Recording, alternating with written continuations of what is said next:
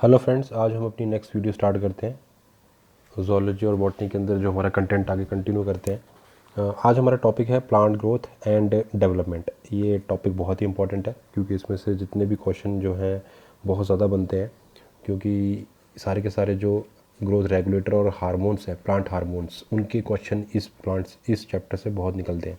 तो चलिए स्टार्ट करते हैं प्लांट ग्रोथ एंड डेवलपमेंट। तो learning and revision of the day, आज हम क्या क्या करेंगे। Plant growth development process in plant cell, growth regulator और प्लांट हार्मोन्स, फोटोपीरियोडिज्म बहुत इंपॉर्टेंट है, vernalisation, seed dormancy and germination. तो सीड डोरमेंसी भी काफ़ी अच्छा टॉपिक है। चलिए स्टार्ट करते हैं। सबसे पहले प्लांट ग्रोथ क्या होता है। Plant growth growth can be defined has an irreversible permanent increase in size of body or an organ or its part or even of an individual cells. It is accompanied by metabolic process, both anabolic and catabolic, that occur at the expense of energy. तो growth का मतलब क्या होता है, इसे हम कैसे define कर सकते हैं। ये इरिवर्सिबल प्रोसेस है, राइट। मतलब एक चीज़ जो बन गई वो वापस नहीं आ सकती। मतलब ए से बी का बन जाना फॉरवर्ड फॉर्म में, लेकिन वापस बी से ए नहीं बन सकता, राइट।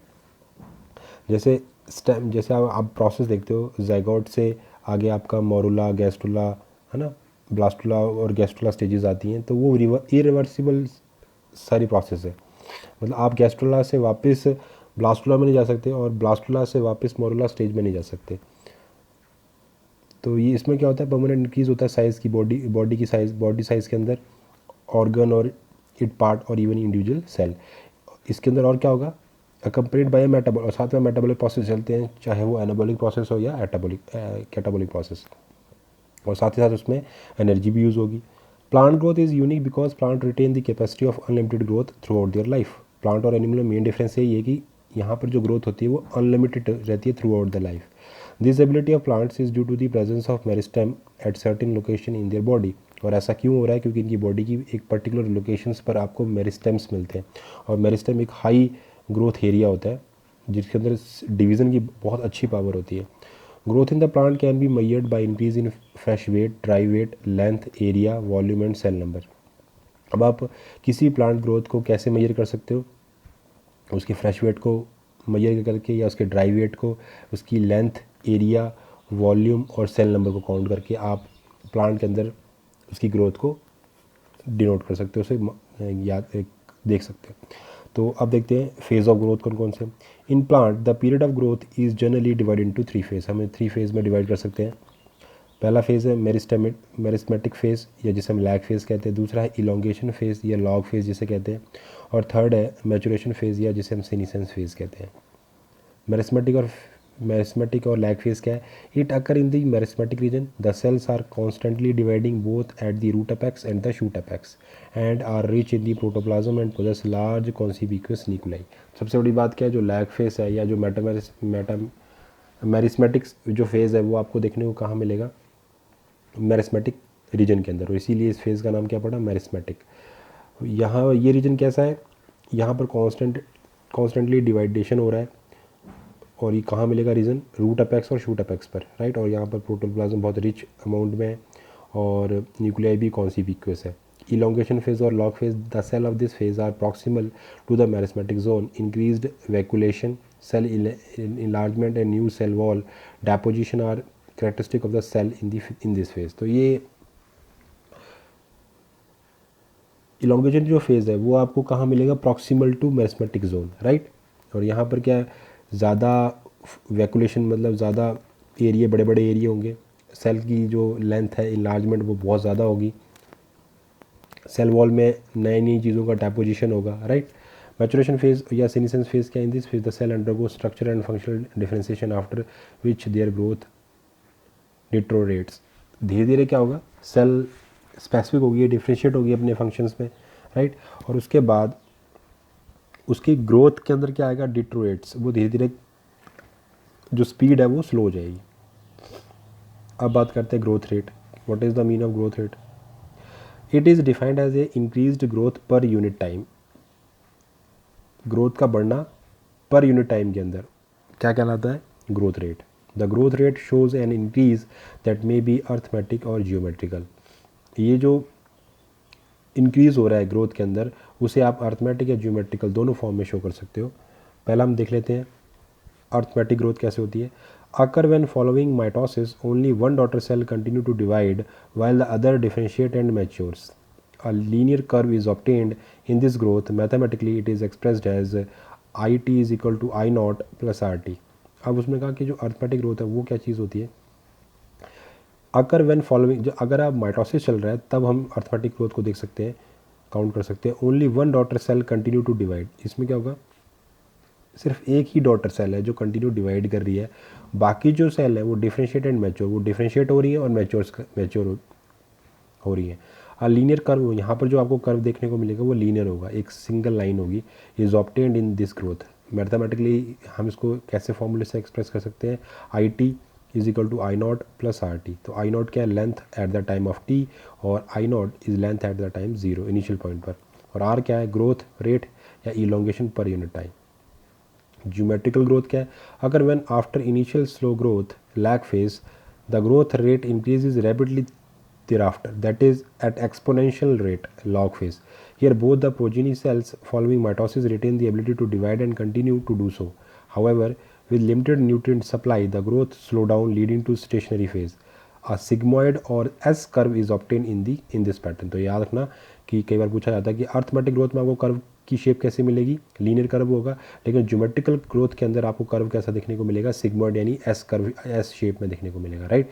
यहाँ पर क्या हो रहा है, वो कह रहा है कि ज्योमेट्रिकल ग्रोथ कैसी होती है, when after the initial slow growth, जब पहले स्टार्टिंग पे आपको पता है इनिशियल पॉइंट पे ग्रोथ कैसी होगी, स्लो होगी, यानी वो लैग फेज है। उसके बाद क्या होगा, the growth rate increase rapidly, एकदम से एक्सपोनेंशियली जो ग्रोथ होगी, स्पीड बढ़ेगी, और उस फेज को हम क्या बोलेंगे, log phase. Here both the progeny cells following mitosis retain the ability to divide and continue to do so, और लगातार वो चलता रहेगा काम, राइट। तो उसे हम कैसे शो करेंगे, W I is equal to W not E power R T, where W I is equal to final size है, डब्ल्यू नॉट क्या है, इनिशियल साइज है, आर स्मॉल आर क्या है, ग्रोथ रेट है, small T time period of the growth, और E क्या है, base of the neutral logarithm. तो ये आपको एस शेप में दिखाई दे रहा है, सिग्मॉइड कर्व दिखाई दे रहा है, ये ग्रोथ को शो कर रहा है और ये टाइम को, राइट। तो धीरे धीरे जैसे जैसे टाइम बढ़ रहा है, एकदम से पहले तो इनिशियल पॉइंट पे स्लो थी ग्रोथ, लेकिन एकदम से क्या हुआ, एक्सपोनेंशियल फेज आया, ठीक। उसके बाद क्या जाएगा, स्टेशनरी, मतलब एक सिंपल पॉइंट आ जाएगा, लगातार बढ़ता रहेगा वो एक ही स्पीड के साथ। तो S curve of the growth is typically of the most living organism in their natural environment. It is also in the cell, tissue and organ of the plant. अब बात करते हैं कंडीशन ऑफ द ग्रोथ, क्या क्या conditions होती हैं growth के लिए। The essential requirement of the growth in plant are water, oxygen, nutrient, temperature and light. तो सबसे मेन इंपॉर्टेंट क्या ग्रोथ के लिए, प्लांट में अगर प्लांट को ग्रोथ करना है तो उसकी रिक्वायरमेंट्स क्या क्या है। सबसे पहली बड़ी बात, उसे वाटर चाहिए, ऑक्सीजन, न्यूट्रिएंट, टेम्परेचर और लाइट। वाटर की अगर हम बात करें, water help in the maintenance of turgidity of the cell, तो सेल की टर्जिडिटी को मेंटेन करने के लिए वाटर की हेल्प होती है। It also provide a medium for enzymatic activity and needed for the growth, और एंजाइम्स ने जो अपना फंक्शन करना है तो उन्हें एक मीडियम चाहिए, और वो मीडियम कौन प्रोवाइड करता है, water. Nutrient are required by plant for the synthesis of protoplasm and act has a source of energy. अब सेकंड जो इंपॉर्टेंट चीज़ आ गई प्लांट की ग्रोथ के लिए, वो है न्यूट्रिएंट। तो nutrient are required by plant for the synthesis of protoplasm, तो प्रोटोप्लाज्म को बनाने के लिए न्यूट्रिएंट चाहिए प्लांट को, right. And act has a source, और साथ ही साथ ये एनर्जी की सोर्स की तरह काम करता है। टेम्परेचर की बात करें तो रेंज अब ऑप्टिमम फॉर प्लांट ग्रोथ में डैमेज दी प्रोटोप्लाज्म और डी नेचर और द एंजाइम। अगर आप ऑप्टिमम टेम्परेचर से ऊपर जाओगे, उससे ज़्यादा टेम्परेचर दोगे तो प्लांट की जो ग्रोथ है वो कम होती जाएगी, ख़राब हो जाएगी, प्लांट को डैमेज होगा, और एंजाइम्स कैसे हो जाएंगे, डी नेचर, वो काम करना बंद कर देंगे। Oxygen is essential for the aerobic respiration, hence ability of the energy for biosynthetic activity depend upon the oxygen. तो प्लांट में अगर प्लांट एरोबिक रेस्पिरेशन कर रहा है तो ऑक्सीजन तो मस्ट है, क्योंकि हमने पहले चैप्टर्स में देखा है, प्रीवियस चैप्टर के अंदर, कि ऑक्सीजन क्या होता है, इलेक्ट्रॉन कैरियर है। कहाँ पर, ईटीएस जो हमारी चेन थी, जो हमारा इलेक्ट्रॉन ट्रांसपोर्ट सिस्टम था, वहाँ पर एंड पॉइंट पर जाकर ऑक्सीजन बिहेव करता है इलेक्ट्रॉन कैरियर का, क्योंकि ये इलेक्ट्रॉन लविंग एटम होता है। नेक्स्ट बात करते हैं light and gravity also effect certain phase stage of the growth. इसके अलावा जो लाइट और ग्रेविटी है वो भी सर्टेन फेजेस के अंदर स्टेजेस के ऊपर ग्रोथ को इफेक्ट करती है, राइट। अब बात करते हैं, हमारा नेक्स्ट पॉइंट आ गया डिफ्रेंसिएशन, डी डिफ्रेंसिएशन और री डिफ्रेंसिएशन। इसको थोड़ा अच्छे से समझ लें आप, बहुत इंपॉर्टेंट है, अच्छे क्वेश्चंस बनते हैं यहाँ से। The development of structures and organs of plant involve a switch from one developmental phase two next. तो स्ट्रक्चर का बनना या किसी ऑर्गन का बनना ये कैसे होता है? डेवलपमेंटल फेज़ के थ्रू, मतलब एक डेवलपमेंट होती है, उसके बाद दूसरी होती है, दूसरी के बाद तीसरी होती है, और स्टेप बाय स्टेप चलता है ये काम, right. The three process that are associated with the specialisation of the cell in different organism including plant are as follows. तो इसमें थ्री प्रोसेस चल रहे हैं। कौन कौन से प्रोसेस चल रहे हैं देख लेते हैं। Number 1 is differentiation, number 2 is dedifferentiation number 3 is redifferentiation जो डिफ्रेंसिएशन है वो क्या चीज़ होती है? Is a permanent localised qualitative change in size, biochemistry, structure and function of the cell, tissue और organs. Example in plant palisade, parenchyma, tracheid, guard cell, root cap, fibres, trichome are different cell. तो differentiation का मतलब क्या है कि पहले आपको पता है कि किसी भी ऑर्गेनिज्म का, जो भी एक मल्टी सेलुलर ऑर्गेनिज्म का ओरिजिन हुआ है एक सिंगल सेल से, यानी जाइकोट से। जाइकोट एक सिंगल सेल है, बाद में कन्वर्ट हुआ एक मल्टी सेलुलर बॉडी के अंदर, और उसके अंदर अब जब वो मल्टी सेलुलर एडल्ट स्टेज में आ गया है, तब तक उसमें हर एक सेल का फंक्शन अलग अलग हो चुका है, हर सेल अलग फंक्शन कर रही है, हर टिश्यू अलग फंक्शन बिहेव कर रहा है। तो ये जो करेक्टर आया है वो उस सेल के अंदर किसकी वजह से आया है? डिफरेंशिएशन फिनोमिना की वजह से। डिफरेंशिएशन में क्या होगा कि ये एक परमानेंट लोकलाइज्ड क्वालिटेटिव चेंज होता है उसकी साइज़ के अंदर, उसकी बायोकेमिस्ट्रिकल केमिकल रिएक्शंस के अंदर, उसके स्ट्रक्चर के अंदर, है, चाहे वो सेल का फंक्शन हो, टिश्यू का हो, ऑर्गन का हो। डी डिफरेंशिएशन क्या है? In the process of the despecialisation of the differentiated cells so that they regain the capacity to divide and form new cells. Example formation of meristems, intrafascicular vascular cambium, कॉक cambium etcetera. Dedifferentiation का meaning क्या है कि meaning का कोई एक in this process of the despecialisation of the कोई जो सेल थी जो डिफरेंशिएट हो चुकी थी उसके अंदर डी डिफरेंशिएशन हो जाना, मतलब दोबारा से अपनी स्टेम सेल में कन्वर्ट हो गई है कि अब दोबारा से वो कुछ भी बना सकती है। रीडिफरेंशिएशन का is the structural chemical and physiological specialisation of the cells being derived from the dedifferentiated meristematic cell. Example formation of the secondary phloem, secondary xylem, कॉक cell and the secondary cortex. तो redifferentiation का दोबारा से वो अपने आगे वाले काम में हेल्प करवाए। Redifferentiation is the structural chemical and physiological specialisation of the cell being derived from dedifferentiated meristematic cell, यानी formation of the secondary phloem, secondary xylem, कॉक सेल एंड सेकेंडरी कॉर्टेक्स। तो यहाँ पर क्या हो रहा है कि कोई जो सेल थी वो स्पेशलाइज थी और आगे जाके वो कहाँ से बनी थी? डी डिफरेंशिएटेड सेल से, राइट। तो वो आगे जाके रीडिफरेंशिएट हुई है, मतलब पहले तो वो एक तो पहले से तो वो स्पेशलाइज थी और उसमें अब और आगे स्पेशलाइजेशन हो गई, तो उसे कहते हैं रीडिफरेंशिएशन। तो ये तीन मीनिंग होगी, डिफरेंशिएशन, डी डिफरेंशिएशन और री डिफरेंशिएशन का मतलब कोई जैसे 4 सेल हैं, चारों सेल पहले कॉमन थी, आगे जाके उनमें डिफरेंशिएशन प्रोसेस आ गया। डिफरेंशिएशन और स्पेसिफिकेशन प्रोसेस होते हैं। तो डिफरेंशिएशन आने की वजह से क्या होगा, वो अब स्पेसिफिक हो गई अपने काम में। डी डिफरेंशिएशन का मतलब वो वापस अपने स्टेम सेल में कन्वर्ट हो जाए।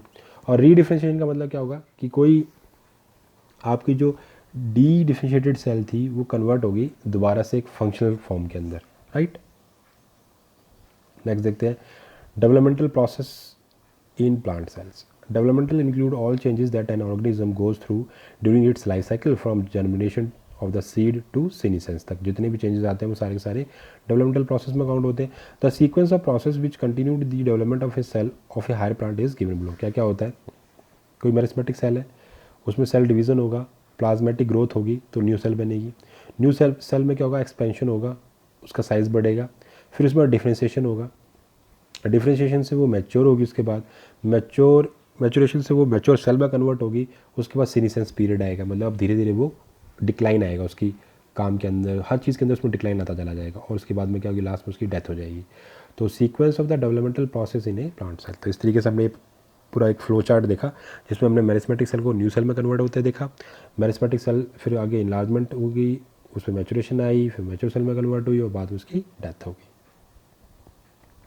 Plants follow different pathway in response to environment or phase of life to for different kind of the structure. This called the plasticity.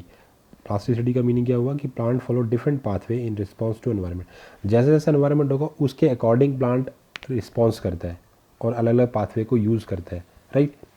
उससे क्या होगा और phase of life to form a different kind of, और उसकी वजह से वो अलग अलग टाइप के स्ट्रक्चर बना लेता है।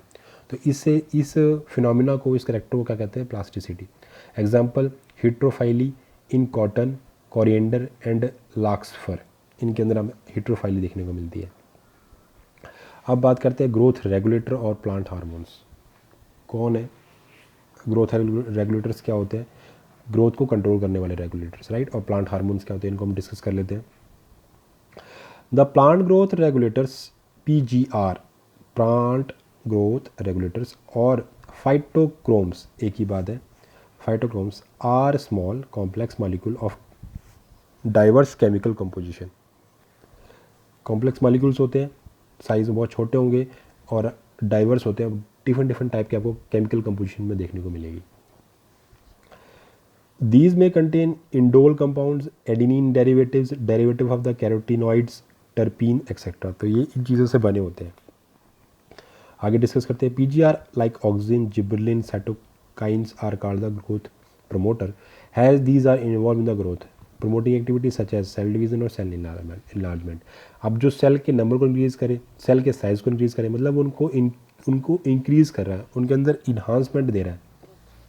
तो ऐसे प्रमोटर्स को हम क्या कहेंगे, ग्रोथ प्रमोटर्स। कौन कौन हो सकते हैं उसके अंदर, ऑक्सिन, जेब्रिलिन, साइटोकाइनिन्स, ये सारे के सारे किसमें आ रहे हैं।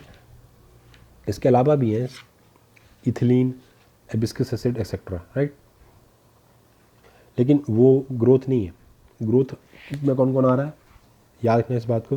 ग्रोथ के अंदर आप क्या आ रहे हैं, ऑक्सिन, जेब्रिलिन, साइटोकाइन्स, राइट।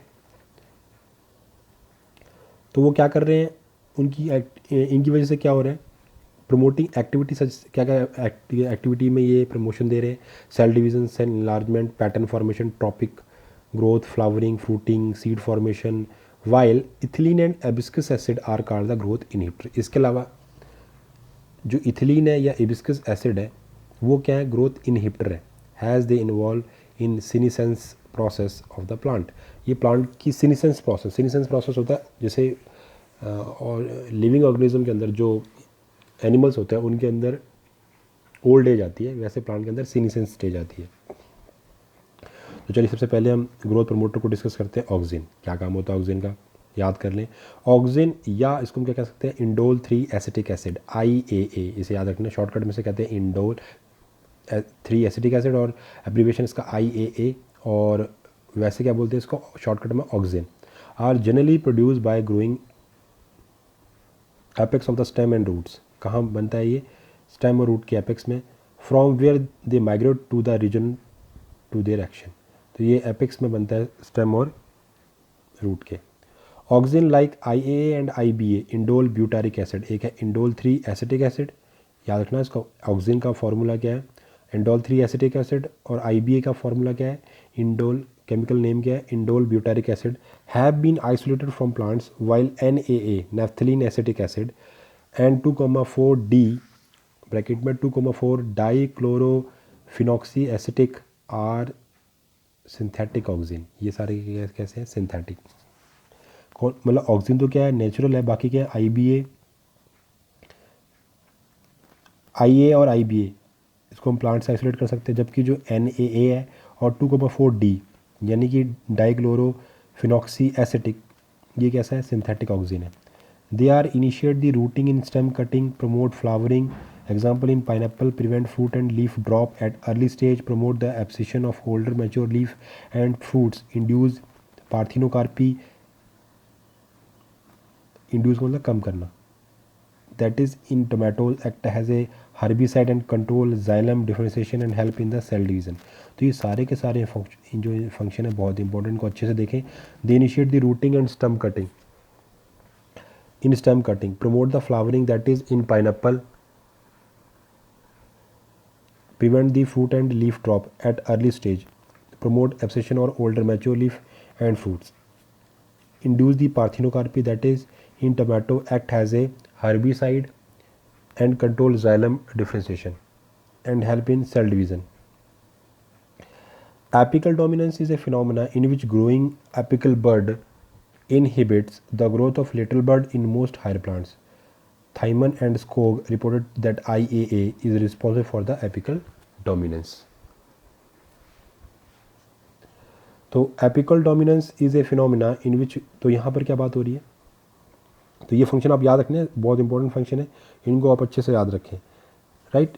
तो क्या क्या काम कर रहे हैं ये, stem initiate the routing in stem, जहाँ पर स्टेम में कटिंग हो गई वहाँ से रूट को बनाना, फ्लावरिंग को प्रमोट करना।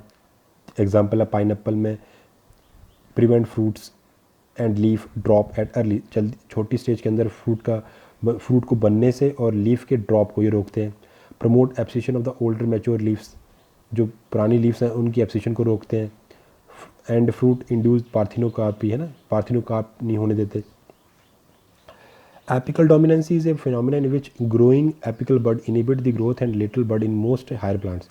Thiemann and Skog reported that IEA is responsible for the apical dominancy. तो ये apical dominancy को भी के लिए भी रिस्पॉन्सिबल होते हैं। तो apical dominance का फिनोमेना क्या है, जहाँ पर in which growing apical bud inhibit the growth of lateral, मतलब जो ऊपर वाला बर्ड है, जो एपिकल बर्ड है, वो लेटरल बर्ड्स की ग्रोथ को इनिबिट करता है, right.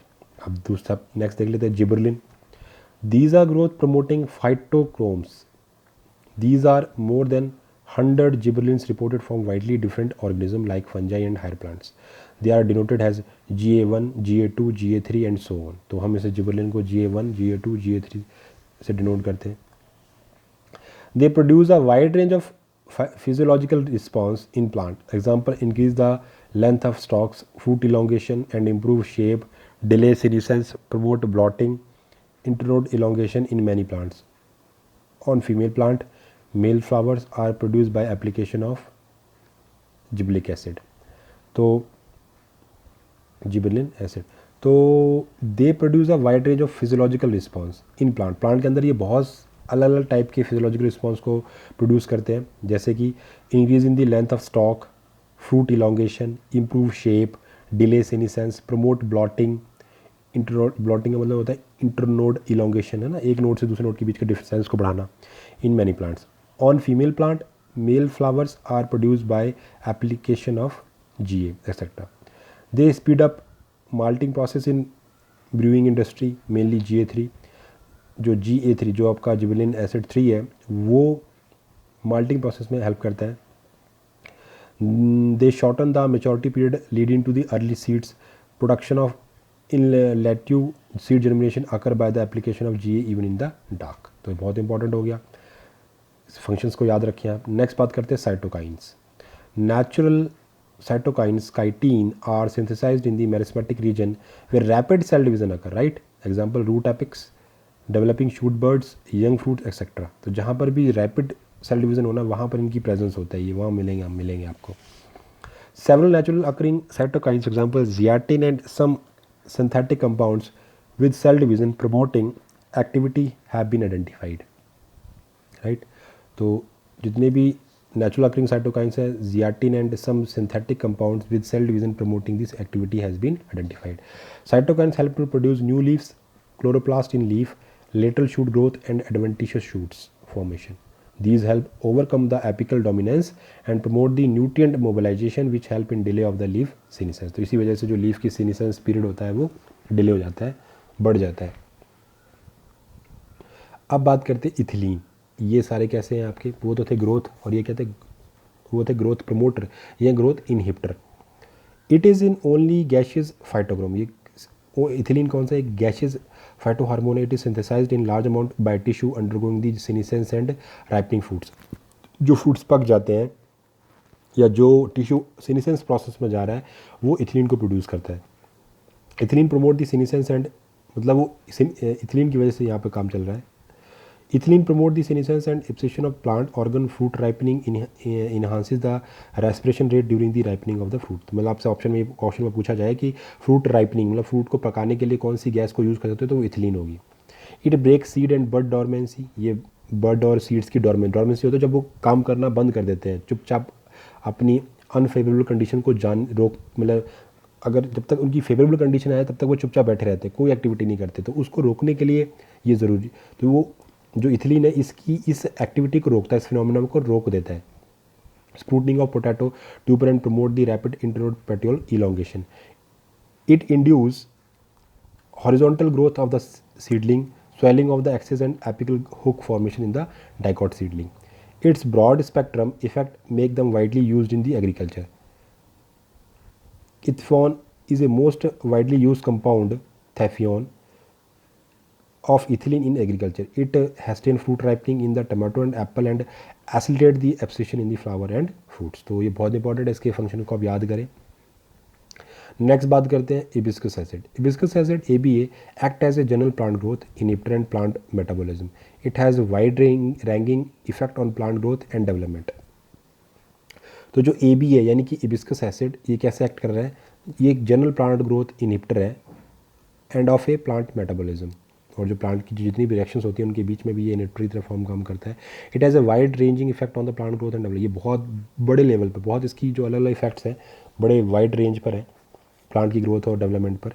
ABA inhibit the seed germination, stimulate the closure of stomata, increase the tolerance of plant to various type of the stresses. तो कोई आपसे पूछे क्वेश्चन में कि स्टोमेटा क्लोज किस वजह से होते हैं, तो हिबिस्कस एसिड उसका आंसर होगा. स्टिमुलेट कौन करता है? It also play an important role in the seed development, maturation and dormancy. It help seed to withstand desiccation and other factor unfavourable for growth. It also act as a antagonist to gibberellin. तो ये gibberellin के just उल्टा काम करता है, right. अब बात करते हैं हमारे, ये तो हमारे हमने यहाँ पर 5 हार्मोन देखे. अब आगे बात करते हैं फोटोपेरियोडिज्म की, काफ़ी इंपॉर्टेंट है. The response of plant to period of light or day or night is termed as a photoperiodism. Plant का रिस्पॉन्स करना लाइट के पीरियड के अकॉर्डिंग, चाहे वो दिन पीरियड ऑफ लाइट और डे और नाइट दोनों में, डे में या नाइट में ना, तो ये जो टाइम ऑफ पीरियड है क्या कहलाता है? Photoperiodism. On the basis of day and night plant are divided into 3 type. तो डे और नाइट के हिसाब से हम प्लांट को डिवाइड कर सकते हैं कि वो लाइट के रिस्पॉन्स में कैसे काम कर रहा है उसके हिसाब से. एक होता है लॉन्ग डे प्लांट, एक होते हैं शॉर्ट डे प्लांट, एक होते हैं day neutral plants. Long day require light for a period exceeding a well defined critical duration, जैसे हैनाबीना और रेडिश, इनको अच्छी मात्रा में लाइट चाहिए होती है. Short day plant require exposure of to light for a period of less than critical duration before the flowering is initiated in them. Xanthium, इसमें क्या होता है थोड़े टाइम के लिए चाहिए होती light. Day neutral have no relation between the exposure to light duration and induction of the flowering response. यहाँ कोई फर्क नहीं पड़ता फ्लावरिंग के ऊपर लाइट है या नहीं है, न्यूट्रल होते हैं जैसे Pisum sativum. Not only the duration of the light period but also the duration of the dark period has equal importance in flowering. ज़रूर जैसे जितना इंपॉर्टेंट लाइट का होना उसका ड्यूरेशन डिपेंड, उतनी ही डार्कनेस भी इंपॉर्टेंस होती है फ्लावरिंग के लिए. The site of perception of the light dark duration are the leaf. It is said that the hormonal substance migrate from leaf to shoot apex for inducing the flowering only when the plant are exposed to the necessary inductive period. तो जैसा जितनी ज़रूरी उसको light है उसके according ही जो hormones होते हैं वो माइग्रेट करते हैं प्लांट के अंदर. बात करते हैं हम नेक्स्ट वर्नलाइजेशन की. The dependence of plant for flowering either quantitatively or qualitatively on exposure to low temperature is called the vernalization. क्या होता है vernalization का मीनिंग क्या निकला? Dependence of plant for flowering either quantitatively or qualitatively on exposure to low temperature is called vernalization. Plant की dependence flowering के लिए, चाहे वो आप क्वान्टिटेटिवली बात कर रहे हो या क्वालिटेटिवली, किस चीज़ के लिए? On exposure to low temperature, बिल्कुल कम मात्रा में टेम्परेचर चाहिए, और ये चीज़ क्या कहलाती है? Vernalisation. It prevent the precocious reproductive development late in the growing season and enable the plant to have sufficient time to reach maturity. तो इससे क्या होगा? It prevent the precocious reproductive plant development और late in the growing season. Term vernalisation was first given by the T.D. Lewinski. As a result, the vernalization of the flowering hormone called the vernalin is formed but it never been, इसे अलग नहीं कर सकते, हम isolate नहीं कर सकते. Next बात करते हैं seed dormancy and germination. The internal inhibition of the germination of a normal और viable seed even when it place under the most favourable condition required for a germination is called the seed dormancy. Seed dormancy का क्या मतलब हुआ? The internal inhibition of the germination of the normal और viable seed, किसी भी seed का जो normal है इंटरनली अंदर से वो इनहिबिट हो गया है, इंटरनली इनहिबिशन और जर्मिनेट, वो जर्मिनेट नहीं हो रहा। Even when it is place under the most favourable, चाहे उसकी अच्छी कंडीशन भी सामने आ रही हो, तब हम उसको क्या कहते हैं, required for it germinate called, इसे कहते हैं सीड डॉर्मेंट। तो मतलब सीड कहाँ चला गया, डॉर्मेंसी में। Dormant seed remain under non germinating conditions only for a specific period of time that may very from day two years, मतलब एक दिन से लेकर कई साल तक वो इस पीरियड में जा सकते हैं। This specific period is called the dormancy period, और इस पीरियड को क्या बोलते हैं, dormancy period. Dormancy in seed is may be due to the presence of some blocks within the seed which act as a barrier for the, और ये किस वजह से होता है, उसके अंदर कुछ ब्लॉक्स लग जाते हैं। Seed dormancy it keep seed in viable state even after a long time, काफ़ी लंबे समय तक उसे एक ही स्टेट के अंदर रखता है सीड को वो। The development of plantlet from seed is known as a seed germination. It occur in the presence of optimum condition. तो ये कब होगा, जब ऑप्टिमम कंडीशंस आ जाती हैं तब सीड जर्मिनेट होता है, राइट। तो होता क्या है कि प्लांटलेट का डेवलपमेंट होना ही सीड जर्मिनेशन है। कब, जब आपके पास ऑप्टिमम कंडीशंस आ रही हैं, like water, oxygen, plant growth regulator etcetera. There are two methods for breaking the seed. दो मेथड है जिससे सीड में डॉर्मेंसी को आप तोड़ सकते हो। एक तो है natural breaking of seed dormancy, और दूसरा है artificial breaking of seed dormancy. Natural breaking of seed dormancy क्या है, वीकनिंग और rupturing of the tough and impermeable seed coats by mechanical abrasion and microbial action. कोई माइक्रोब उसके ऊपर लग जाए तब वो टूट जाए। Action of the digestive enzyme make the seed coat soft and permeable. This happen in case of small seed regularly passing through the alimentary canal of the bird and other animal. तब हो सकता है। Attainment of the maturity during the dormant period of the immature embryo. Formation of the growth hormones cytokine, gibberellin, auxin, इनकी वजह से हो। Next, artificial breaking of the seed dormancy.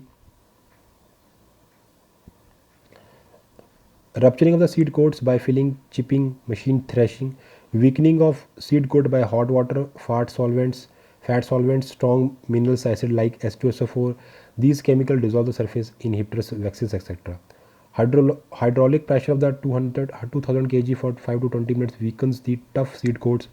Exposure of chilling breaks dormancy. Example, peach, palm, cherry. Exposure to red light overcome dormancy and induces the seed germination in lettuce and tobacco. तो ये सारे के सारे important चीज़ें हमने देखी। हमने सारे हार्मोन देखे, ऑक्सीजन, जिबलिन, साइटोकाइंस जो ग्रोथ प्रमोटर की तरह काम कर रहे थे, और इथीलिन हिबिस्कस एसिड देखा जो ग्रोथ